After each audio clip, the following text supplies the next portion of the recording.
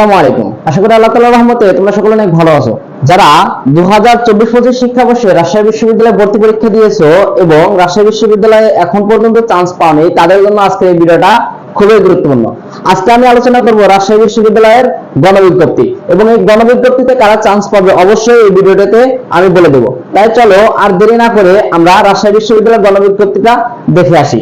দেখো, তোমার রাজশাহী বিশ্ববিদ্যালয়ের গণবিজ্ঞপ্তি প্রকাশিত হয়ে গিয়েছে তোমার 8 আগস্ট 2025। তাই গণবিজ্ঞপ্তি তোমার ইউনিট তোমার 9 তারিখ থেকে 10 আগস্ট 9 আগস্ট ও 10 আগস্ট তোমাকে, তুমি যদি এই ইউনিটের স্টুডেন্ট হয়ে থাকো তাহলে তুমি 9 তারিখ 10টা থেকে 4টা পর্যন্ত 10টা থেকে 4টা পর্যন্ত তুমি সশরীরে তুমি ক্যাম্পাসে উপস্থিত থেকে তুমি তোমার উপস্থিত হয়ে স্বাক্ষরিত প্রবেশপত্র তুমি জমা দেবে। তোমার গণবিজ্ঞপ্তি অংশগ্রহণ কিভাবে করবে? তুমি যদি শুধু পাস করে থাকো, রাজশাহী বিশ্ববিদ্যালয়ে তুমি এমসিকিউতে পাস করছো এবং তুমি তোমার সাবজেক্ট চয়েস যদি দিয়ে থাকো তাহলে অবশ্যই তুমি গণবিজ্ঞপ্তিতে অংশগ্রহণ করতে পারবে। এবং তুমি গণবিজ্ঞপ্তিতে কিভাবে অংশগ্রহণ করবে?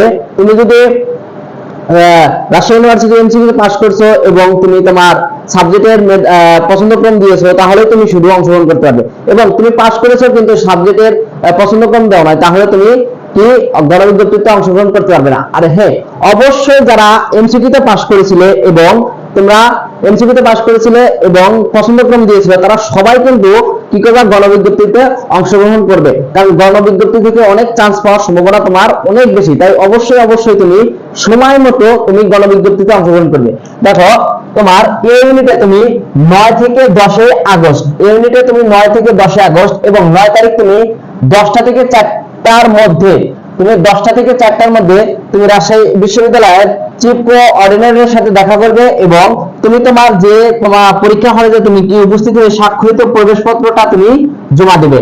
এবং তুমি 9 তারিখে যদি উপস্থিত নাও হতে পারো, 10 তারিখ অবশ্যই তুমি কি 9টা থেকে 1টার মধ্যে উপস্থিত হয়ে তুমি কি তোমার স্বাক্ষরিত প্রবেশপত্র কি তুমি জমা দেবে। এবং বি ইউনিট হলো তোমার 9 তারিখ থেকে 10 তারিখের মধ্যে কয়টা? 10টা থেকে 4টা এবং 10 তারিখ হলো 9টা থেকে 1টার মধ্যে উপস্থিত হয়ে তোমাকে স্বাক্ষরিত প্রবেশপত্র তোমাকে জমা দিতে হবে। এবং তারপরে তুমি যদি সি ইউনিটের স্টুডেন্ট হও তাহলে তুমি ওই 9 তারিখ থেকে 10 তারিখের মধ্যে তুমি কয়টা? 9 তারিখ তুমি 10টা থেকে 4টার মধ্যে উপস্থিত থাকবে এবং যদি 9 তারিখে আগামীকাল যদি উপস্থিত না থাকতে পারো তাহলে তুমি 10 তারিখ অবশ্যই 9টা থেকে 1টার মধ্যে উপস্থিত থাকবে। তুমি যদি এই টাইমের পরে যাও তাহলে কিন্তু তোমার আর ভর্তি হওয়ার সম্ভাবনা থাকবে না। এই টাইমের মধ্যেই তুমি যাওয়ার চেষ্টা করবে। তোমার বাসা যদি অনেক দূরে হয় তাহলে তুমি 9 তারিখেই তুমি কি করবে? গণবিজ্ঞপ্তিতে অংশগ্রহণ করবে এবং তারপরে উপস্থিত হয়ে স্বাক্ষরিত প্রবেশপত্র তোমাকে জমা দিতে হবে। প্রথম কাজটি তোমার, তুমি যে পরীক্ষায় অংশগ্রহণ করছিলে তুমি যে তোমার সাবজেক্ট চয়েসের একটা লিস্ট ছিল ওইটা এবং স্বাক্ষরিত প্রবেশপত্র, তুমি যে ভর্তি পরীক্ষার সময় একটা স্বাক্ষরিত প্রবেশপত্র ছিল ওটা তুমি কি করবা? চিফ কোঅর্ডিনেটরের কাছে তুমি জমা দিবে এবং ও তোমার জমা দেওয়ার উপর ভিত্তি করে তোমার মেধা তালিকা প্রকাশ করবে। কত তারিখ? মেধা তালিকা প্রকাশ করবে হলো 11 আগস্টে তোমাকে মেধা তালিকা প্রকাশ করবে।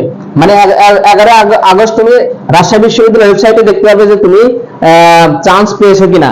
এবং তুমি যদি চান্স পেয়ে থাকো অবশ্যই তুমি 12 আগস্ট তুমি তোমার ভর্তি কার্যক্রম সম্পূর্ণ করবে। তুমি যদি 12 আগস্ট তুমি তোমার ভর্তি কার্যক্রম সম্পূর্ণ না করো তাহলে তুমি কি গণবিজ্ঞপ্তিতে চান্স পাওয়ার পরে তুমি ভর্তি হতে পারবে না। আর হ্যাঁ, এই ভিডিওটা যদি অবশ্যই ভালো লাগে তাহলে একটা লাইক এবং সাবস্ক্রাইব করে দেবে। আসসালামু আলাইকুম, ধন্যবাদ।